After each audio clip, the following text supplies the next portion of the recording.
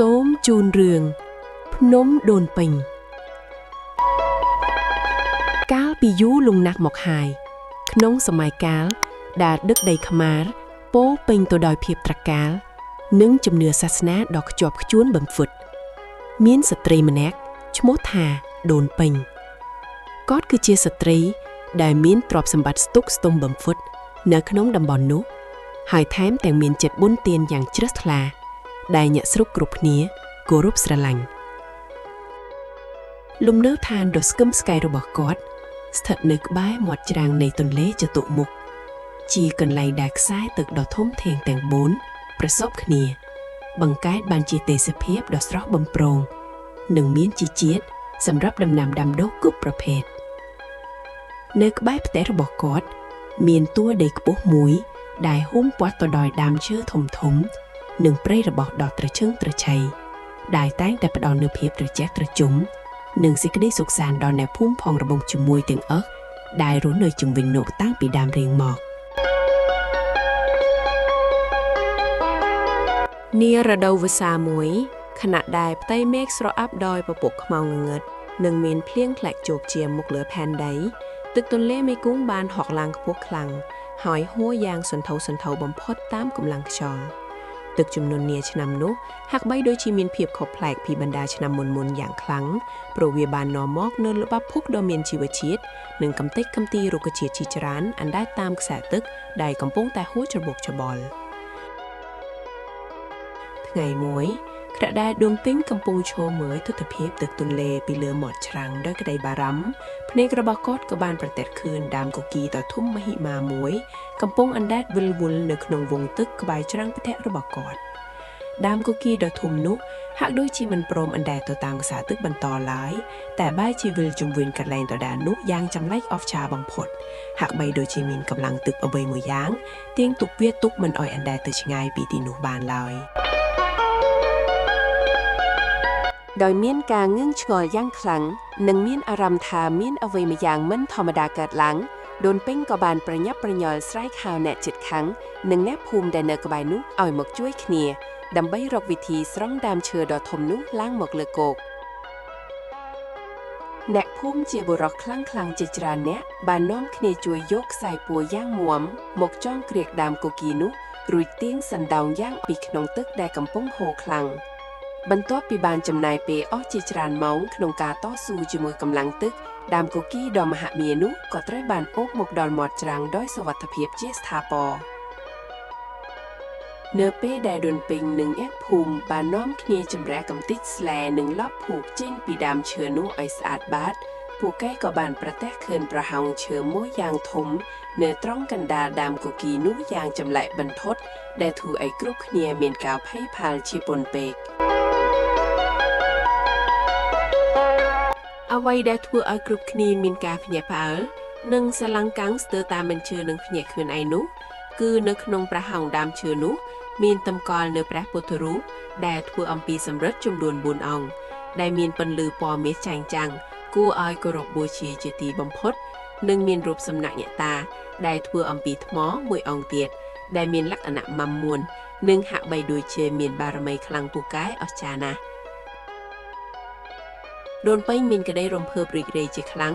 រហូតដល់ថ្នាក់ស្រក់ទឹកភ្នែកដោយមិនដឹងខ្លួនព្រោះគាត់ជឿជាក់ឡើងមុតម៉ាំក្នុងចិត្តថានេះគឺជាប្រផ្នូលដ៏ល្អប្រពៃនិងជាសេរីសួស្តីដ៏ធំធេងសម្រាប់ទឹកដីនិងអ្នកស្រុកទាំងអស់គាត់បានលើកដៃប្រណម្យសំពាក់ទៅកាន់រូបសំណាកទាំងនោះដោយក្តីគោរពនិងសទ្ធាជ្រះថ្លាបំផុតហើយអ្នកភូមិឯទៀតក៏បាននាំគ្នាចូលរួមអបអរសាទរនិងលើកតម្កើងបារមីនៃវត្ថុស័ក្តិសិទ្ធិទាំងនេះយ៉ាងកងរំពងពេញមាត់ច្រាំងទន្លេភាពអស្ចារ្យនៃការរកឃើញវត្ថុស័ក្តិសិទ្ធិក្នុងដើមកុកីនេះបានរីកសុសសាយពេញភូមិឋានទាំងអស់ក្នុងពេលដ៏ខ្លីបំផុតដូនពេញមិនបានទុកឲ្យវត្ថុដ៏មានតម្លៃនិងស័ក្តិសិទ្ធិទាំងនេះនៅកណ្ដាលវាលឬនៅមាត់ច្រាំងទន្លេយូរឡើយគាត់បានសម្រេចចិត្តភ្លាមថានឹងត្រូវរៀបចំទីកន្លែងដ៏សម្រម្យនិងខ្ពង់ខ្ពស់មួយដើម្បីតម្កល់ព្រះពុទ្ធរូបនិងរូបសំណាកឯតាទាំងនេះឲ្យស័ក្តិសមនឹងបារមីដ៏វិសេសវិសាលរបស់លោកគំនិតនៃការកសាងភ្នំសិប្បនិមិត្តមួយនៅលើទួលខាងក្រោយផ្ទះដើម្បីតម្កល់វត្ថុទាំងនេះ ក៏បានចាប់ផ្ដើមលេចឡើងក្នុងចិត្តរបស់ដុនពេញយ៉ាងច្បាស់លាស់ដែលនេះគឺជាការចាប់ផ្ដើមនៃរឿងរ៉ាវប្រវត្តិសាស្ត្រដ៏អស្ចារ្យបំផុតសម្រាប់មនុស្សជំនាន់ក្រោយបានដឹងឮគ្រប់គ្នាបានយល់ស្របតាមគំនិតដ៏ល្អនេះហើយសន្យាថានឹងជួយជ្រោមជ្រែងកិច្ចការដ៏វិសុទ្ធនេះឲ្យសម្រេចបានជោគជ័យតាមបំណងប្រាថ្នារបស់គាត់ការសម្រេចចិត្តនេះមិនត្រឹមតែជាការបង្ហាញពីការគោរពសាសនាប៉ុណ្ណោះទេប៉ុន្តែវាក៏ជាការផ្ដួចផ្ដើមនូវនិមិត្តរូបថ្មីនៃក្តីសង្ឃឹម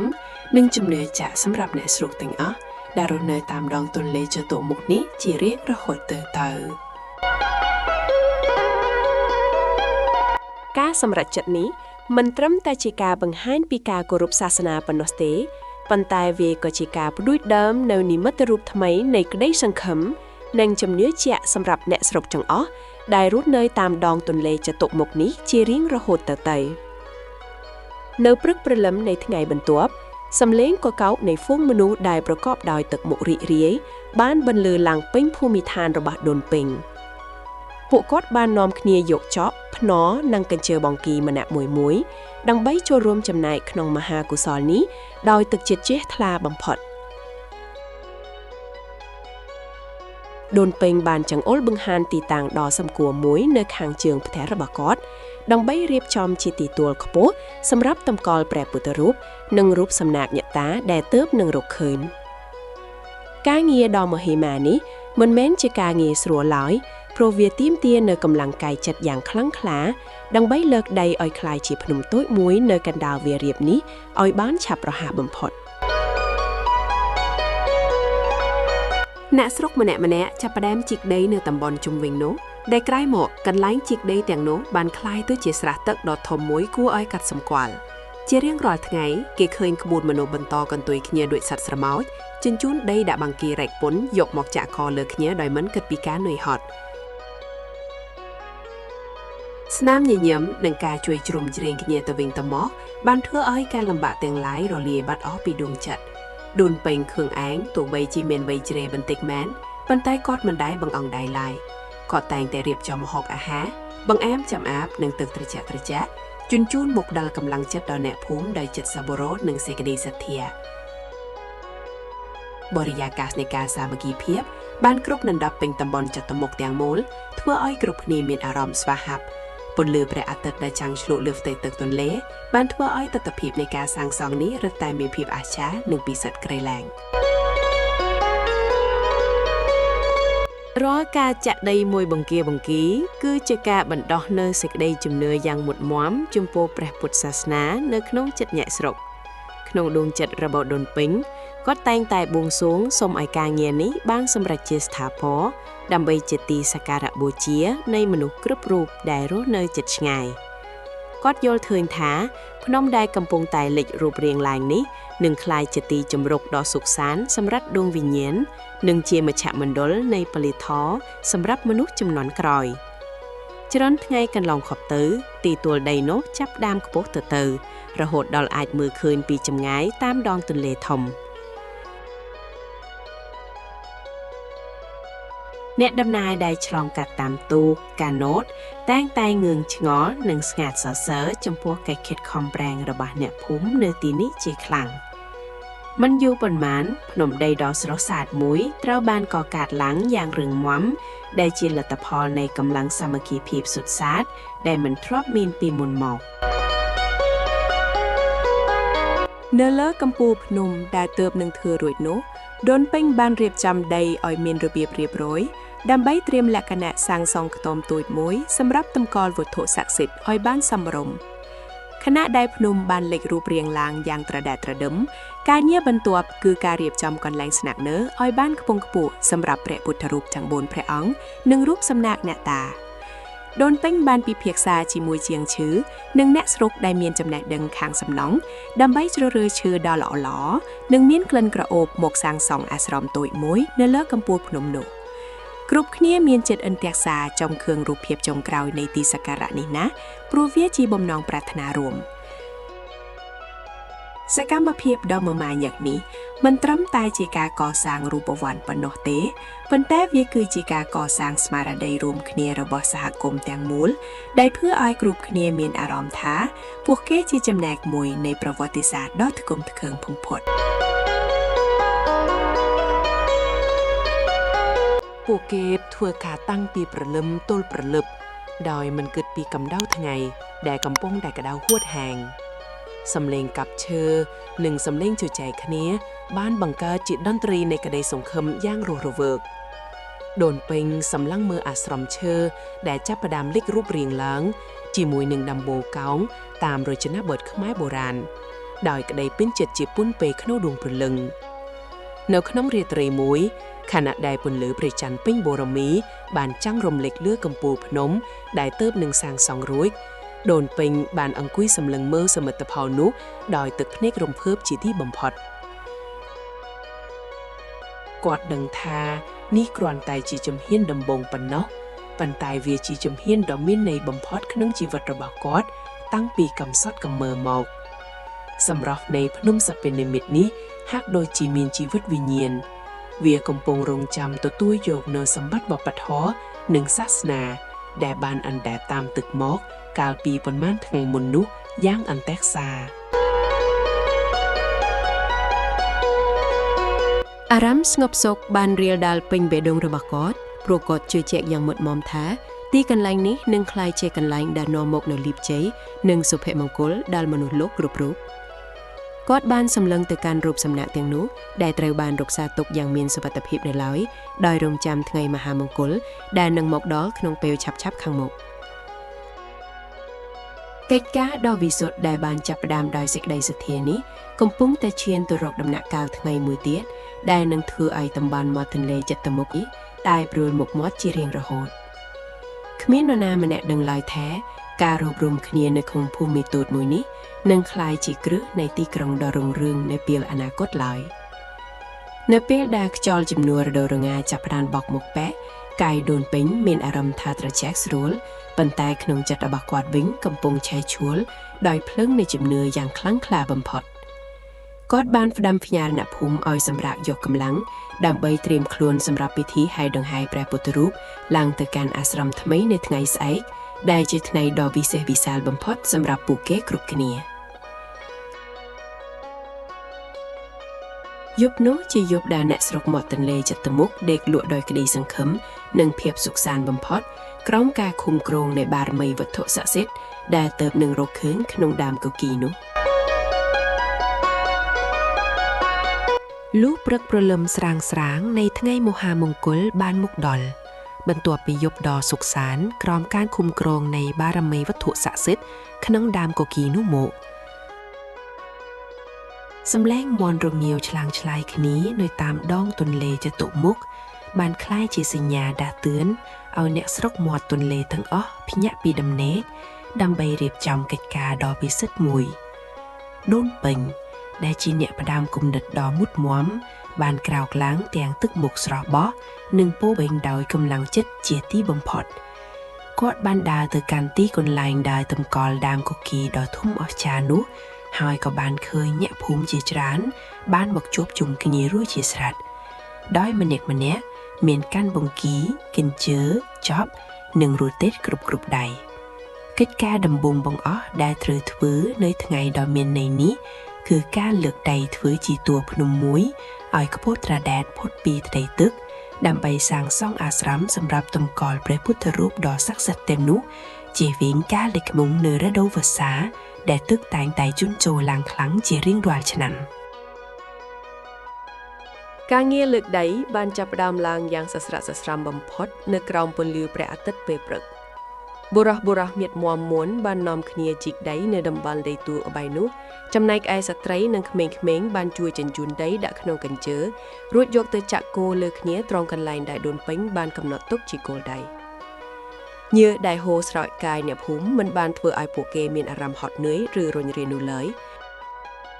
ផ្ទុយទៅវិញពួកគេបែរជាមានស្នាមញញឹមនិងការជជែកសន្ទនាគ្នាយ៉ាងរីករាយបំផុត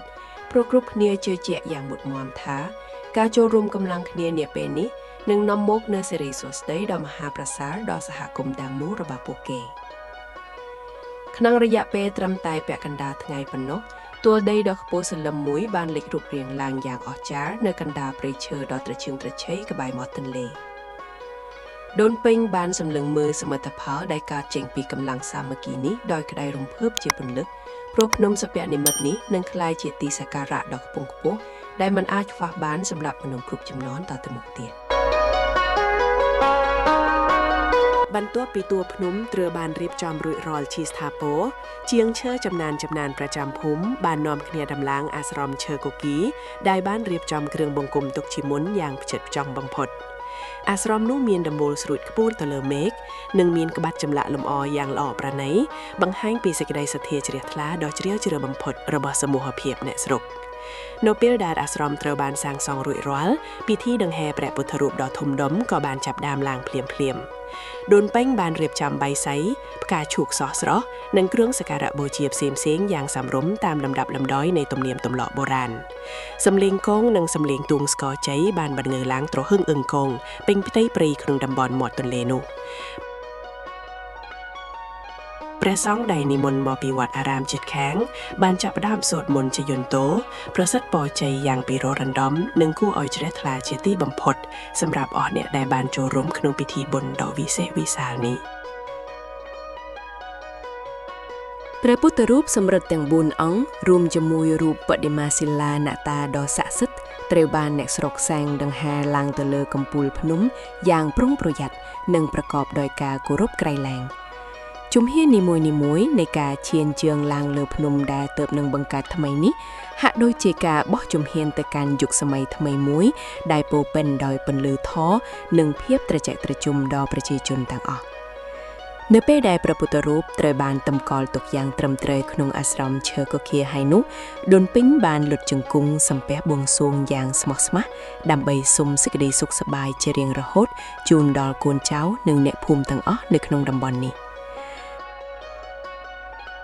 សែងធូបដែលមានក្លិនក្រអូបឈ្ងុយឈ្ងប់បានហុយសំប៉ោងឡើងទៅលើមេឃ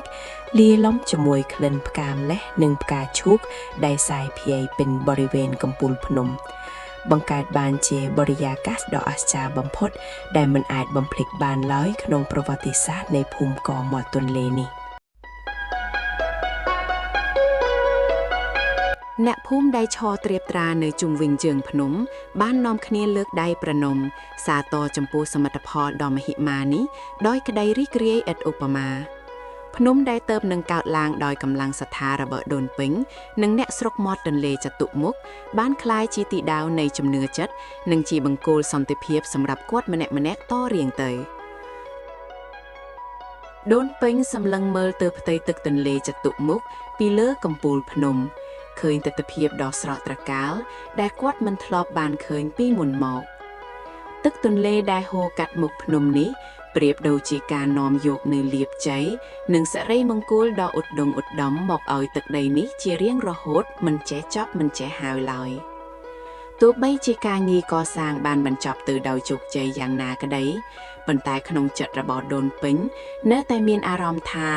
នេះគ្រាន់តែជាការចាប់ផ្ដើមនៃរឿងរ៉ាវដ៏ធំធេងនិងអស្ចារ្យជាងនេះទៅទៀតដែលនឹងកើតមានឡើងនៅលើភ្នំនេះនាពេលអនាគតដ៏ខ្លីខាងមុខគាត់ដឹងយ៉ាងច្បាស់ក្នុងចិត្តថាកេរ្តិ៍ឈ្មោះនៃភ្នំនេះនិងភាពរុងរឿងនៃតំបន់នេះនឹងមិនសាបសូន្យទៅតាមពេលវេលាឡើយទោះបីជាត្រូវឆ្លងកាត់រាប់រយឆ្នាំទៀតក៏ដោយក៏ពន្លឺនៃសេចក្តីជំនឿដ៏មហិមាដែលដូនពេញបានដុតបញ្ឆេះឡើងលើកំពូលភ្នំនេះនឹងនៅតែបន្តជះពន្លឺត្រចះត្រចង់យ៉ាងរឹងមាំបំផុតមិនយូរប៉ុន្មានក្រោយពីការកសាងអាស្រមនិងការប្រតិស្ថានព្រះពុទ្ធរូបជាង4អង្គរួចរាល់មកដំណឹងដ៏អស្ចារ្យនេះបានសាយភាយដោយភ្លឹងឆេះព្រៃចេញពីមាត់មួយទៅមាត់មួយឆ្លងកាត់វាលស្រែចម្ការនិងដងទន្លេដ៏វែងអន្លាយ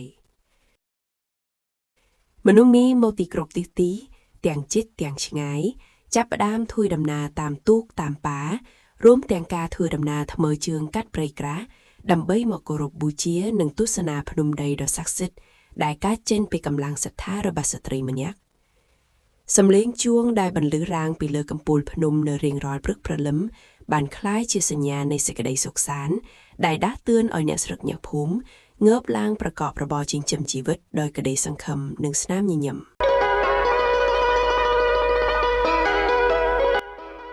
ដូនពេញដែលឥឡូវនេះមានវ័យកាន់តែជ្រាយបន្តិចទៅហើយនោះ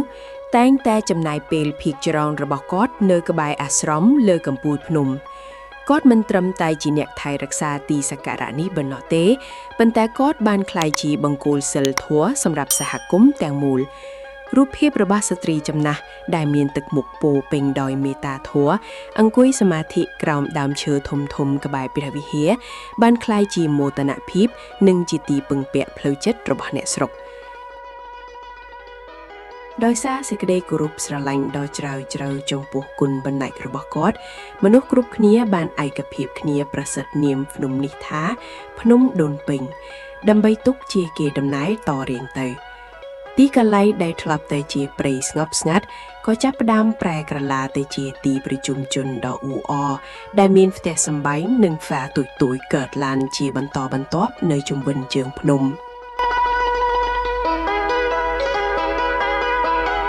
នៅឯចំណុចប្រសពនៃទន្លេប៊ូនមុខដែលស្ថិតនៅចំពោះមុខភ្នំដូនពេញនោះ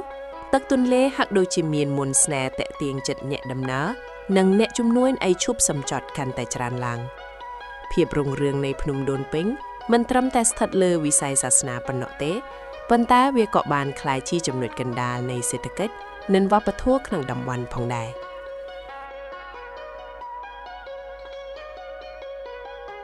ដូនពេញតែងតែមានអារម្មណ៍រំភើបយ៉ាងខ្លាំងនៅពេលគាត់សម្លឹងមើលពីលើកំពូលភ្នំចុះមកក្រោមហើយឃើញសកម្មភាពរស់នៅដ៏រំរវើករបស់មនុស្សនាគាត់បានយល់យ៉ាងច្បាស់ថាទឹកដីនេះមានជោគជតារាសីខ្ពស់ណាស់ហើយភាពរីកចម្រើននាពេលនេះគ្រាន់តែជាពន្លុកដំបូងនៃមហានគរមួយដែលអាចនឹងលេចរូបរាងឡើងនាពេលអនាគតកម្លាំងចិត្តនិងភាពអត់ធ្មត់នៃគាត់បានលះបង់កាលពីគ្រាដំបូងបានផ្ដល់ផលជាផ្លែផ្កាលើសពីការរំពឹងទុកដែលធ្វើឲ្យគាត់មានអារម្មណ៍ថាជីវិតរបស់គាត់មានតម្លៃបំផុត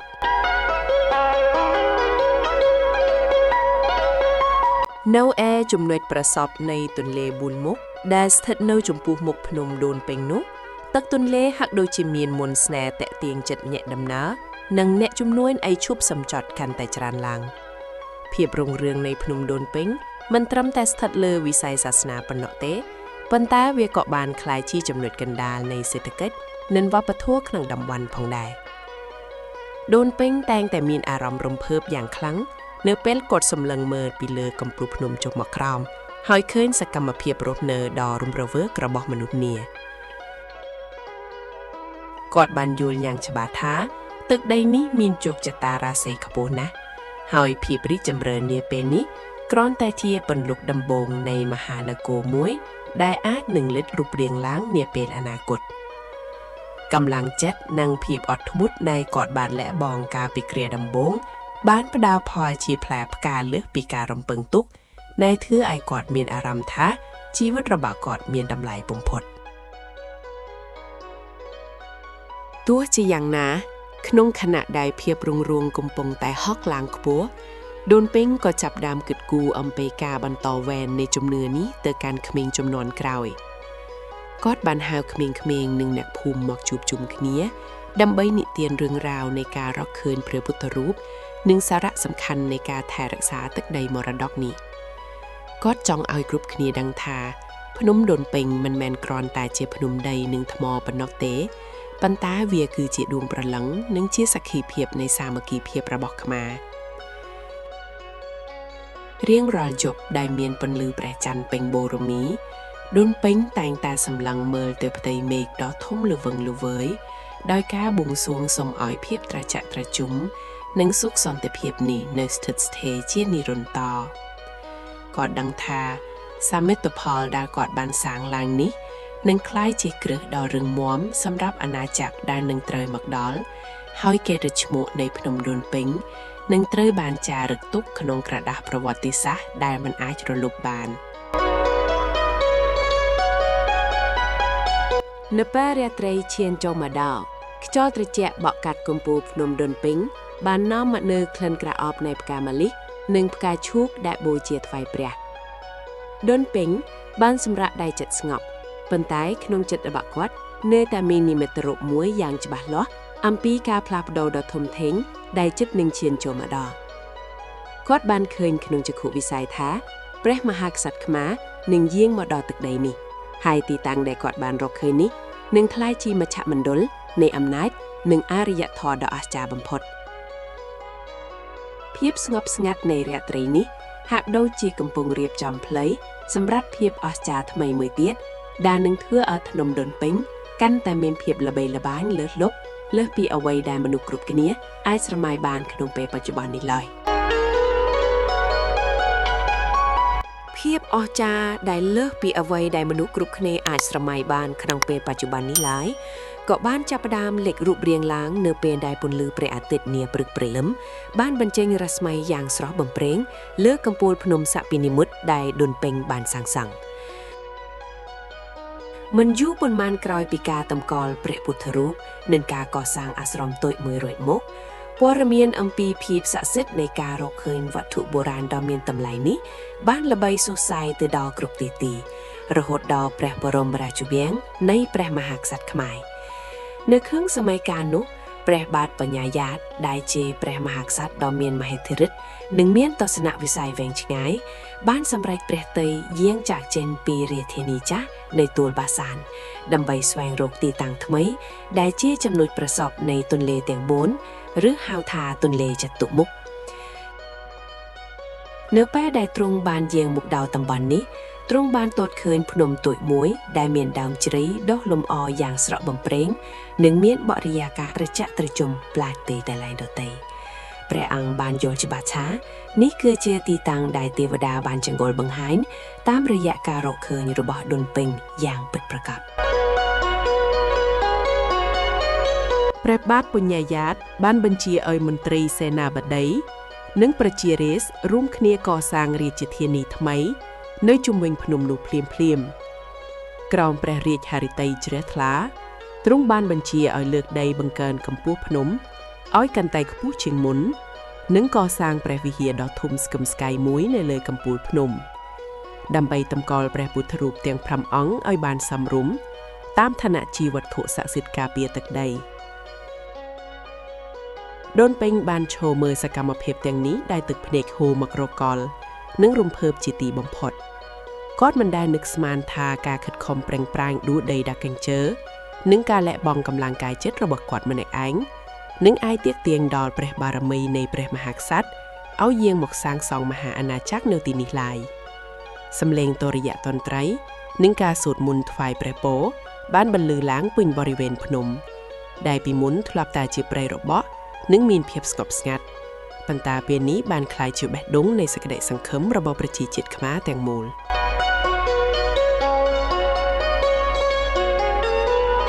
នៅពេលដែលរាជធានីត្រូវបានរៀបចំរួចរាល់ព្រះអង្គបានប្រសិទ្ធនាមទីក្រុងថ្មីនេះថាក្រុងចតុមុខមង្គលប៉ុន្តែសម្រាប់ប្រជារាស្ត្រខ្មែរគ្រប់រូបដែលបានដឹងពីប្រវត្តិនៃការកើតនេះពួកគេនៅតែនិយមហៅភ្នំនោះថាភ្នំដូនពេញដើម្បីជាការផ្ដល់កិត្តិយសដល់ស្ត្រីដែលមានសទ្ធាជ្រះថ្លាម្នាក់នេះដូនពេញបានក្លាយជាតួអង្គដ៏សំខាន់ក្នុងប្រវត្តិសាស្ត្រនិងជាអ្នកថែរក្សាសន្តិភាពផ្លូវចិត្តដល់អ្នកស្រុកភូមិទោះបីជាពេលវេលាកន្លងផុតទៅរាប់រយឆ្នាំហើយដូនពេញបានលាចាកលោកនេះទៅតាមច្បាប់ធម្មជាតិក៏ដោយប៉ុន្តែវិញ្ញាណនិងកិត្តិយសរបស់គាត់នៅតែស្ថិតស្ថេរអមតៈជានិច្ចនៅក្នុងក្រអៅបេះដូងខ្មែររូបសំណាករបស់លោកយាយពេញត្រូវបានគេកសាងឡើងនៅក្បែរវត្តភ្នំដើម្បីទុកជាការគោរពបូជាហើយមនុស្សម្នាក់តែងតែមកអុជធូបសូមសេចក្តីសុខសប្បាយនិងជោគជ័យក្នុងជីវិតពីគាត់មិនដែលដាច់ឡើយ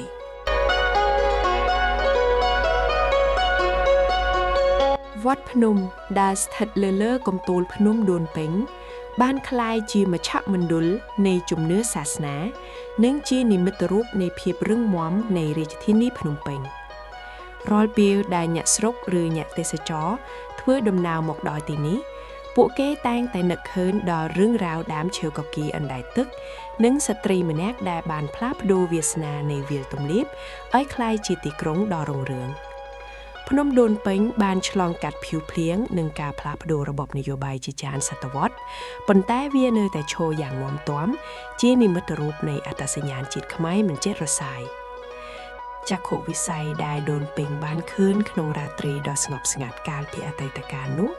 បានคล้ายជាការពិតដែលមិនអាចប្រកែកបានគឺភ្នំពេញបានคล้ายជាបេះដូងនៃប្រទេសកម្ពុជាដ៏មានមោទនភាពបំផុត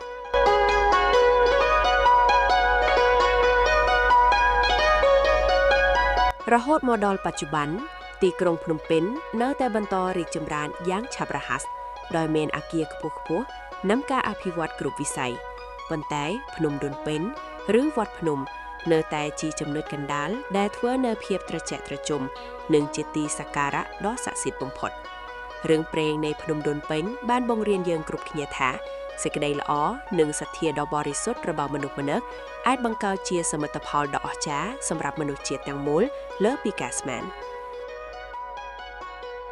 ក្នុងនាមជារាជធានីនៃព្រះរាជាណាចក្រកម្ពុជាឈ្មោះភ្នំពេញនឹងនៅតែបង្លើឡើងក្នុងក្រអៅបេះដូងក្មេងគ្រប់រូបក្នុងនាមជាទឹកដីនៃពុទ្ធបារមីនិងជាកេរមរតកដ៏មានតម្លៃដែលលោកយាយពេញបានបន្សល់ទុកឲ្យកូនចៅខ្មែរគ្រប់ជំនាន់តរៀងទៅជានិរន្តរ៍ភាពអស្ចារ្យដែលកើតចេញពីដើមឈើគគីអណ្ដែតតាមទឹកមកមួយដើមនោះបានក្លាយជាប្រវត្តិសាស្ត្រដែលមិនអាចបំភ្លេចបាននៃប្រជាជាតិដ៏មានអរិយធម៌ខ្ពង់ខ្ពស់មួយនេះក្នុងទំព័រប្រវត្តិសាស្ត្រពិភពលោក